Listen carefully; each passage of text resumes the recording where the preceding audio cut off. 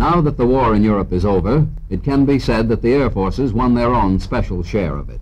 They defeated the Luftwaffe, then took on targets to help the ground forces.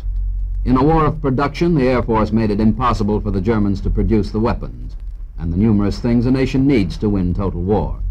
In a war of movement, the Air Forces made it impossible for the Germans to move. In our Rome studio is a Staff Sergeant tail gunner who flew 61 combat missions against German targets both in Northern Europe with a heavy bombardment group and later in Italy, Yugoslavia, and Austria with a record-breaking B-25 Mitchell group of the 12th Air Force. His name is Bill August. What part of the States are you from, Bill?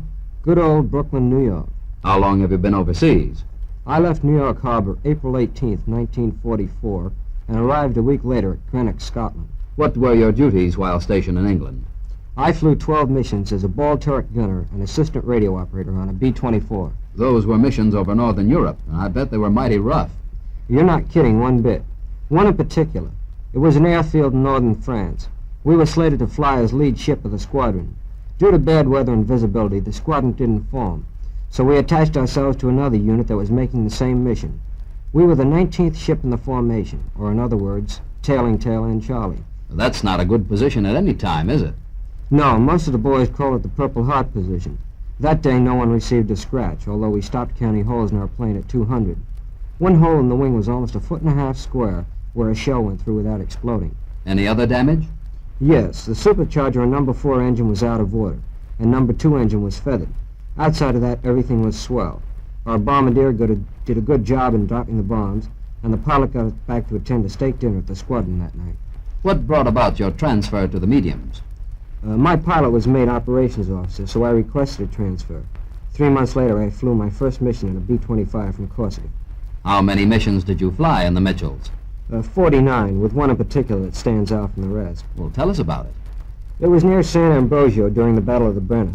The object of the attack was to cause a landslide which would block the roads and rail lines. This was my initiation of flak while flying in B-25s. Jerry started pouring it to us from the time we started the bomb run until after we broke off the target. It was the first time that I had flown on a mission in which evasive action was used. And my pilot threw that plane around the sky like it was a toy balloon. It paid off, too. We came back with only a few holes. After that mission, I had no doubts about the durability of a Mitchell. What awards have you received? I've been awarded the Air Medal with 5 clusters, and I'm entitled to wear the theater ribbon with 4 battle stars and the Distinguished Unit Badge. One more question. What are your post-war plans? I have quite a few. Most of all, I want to finish college and then start a business of my own. Best of luck to you on that score, Bill. Thank you a lot for coming here.